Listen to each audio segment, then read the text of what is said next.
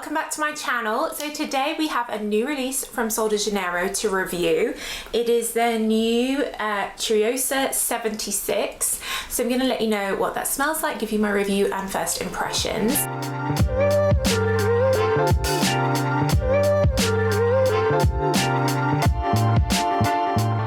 If you are new here, then hello, welcome. Hundreds of videos like this. I'll leave the links to my videos on all the other Sol de Janeiro fragrances. I've covered them all, but of course I do have over 1,000 now other videos on not just new releases, but whole ranges, perfume notes, perfumers. So do check out my other content. And if you're a regular viewer, do make sure you're subscribed and give the video a thumbs up. That really helps me.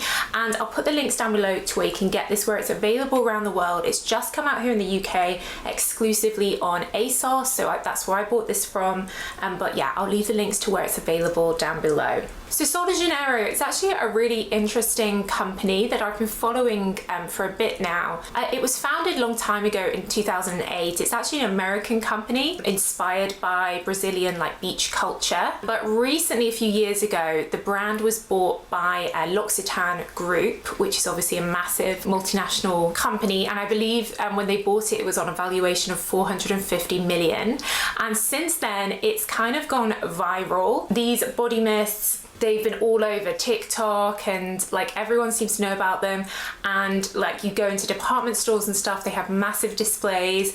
I was just in an airport yesterday, actually in duty free, and they had a big display, and there was loads of quite young girls, actually teenagers, all gathering around it wanting to spray it. So they've really become they've really taken off as a brand since being acquired, and their body mists are relatively unaffordable. This is the smaller size, 90 ml, and it retails for 24, but they do a larger size, I think it's 200 ml, which is 30 something, but of course they are perfume mists, so they're much lighter, less concentrated than an eau de parfum, for example. And really their core range all have quite a signature creamy, vanilla-y, sweet undertone. Basically you smell like a dessert. Some of them are a bit nutty, some are very vanilla-y, but more recently they've been releasing ones that are a bit fruitier. So they just released the other month one called 48, which has guava notes in. Reminds me a little bit of my Aphrodite perfume, which has mango notes in.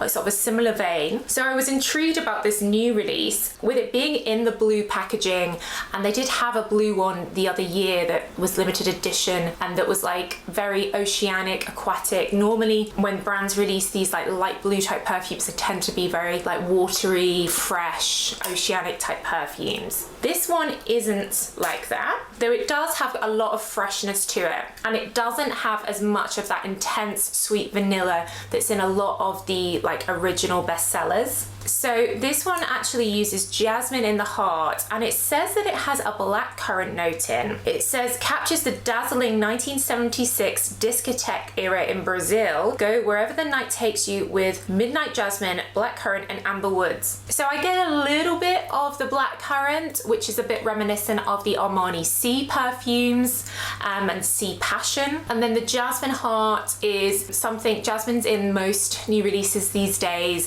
It helps perfumes last, and it's very floral and modern. And then the amberwood adds a slight muskiness, a slight depth, but this is definitely much fresher and lighter than a lot of their super sweet ones. I would say, even though they're talking about the night and discos, the discotheque, also shout out to anyone that was educated in the UK, and we always had to learn in French and Spanish, how to get to the discotheque. Where is the discotheque? It's when am I ever going to use that? I would say this is very much something you could wear during the day. It's quite fresh and light, quite clean feeling. It's definitely not heavy.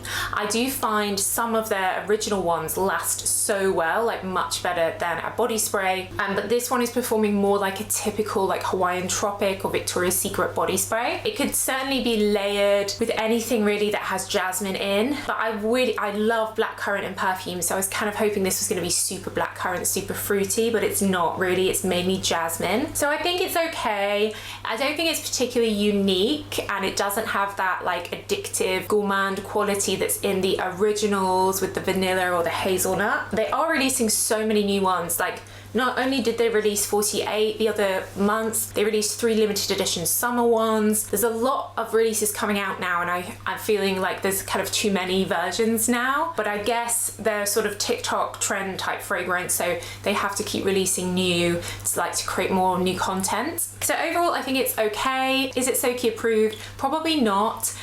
It doesn't have lasting power, and it's quite a boring generic scent. If you're looking for blackcurrant and jasmine, definitely recommend Omani C Intense, or C Passion. I actually see there's a new version of C Passion coming out soon, so I'm excited to try that. And they last much better, but of course they are like 3-4 times more expensive. Yeah, so not a particularly exciting new release there for you guys. Let me know if you've tried it. What do you think? Which is your favorite out of the range? Do let me know your thoughts, and I'll leave my videos reviewing their other perfumes if you're curious about the brand. I'll leave those links down below as well. But that's it, guys. So thanks so much for watching as always, and I will see you in the next video. Bye.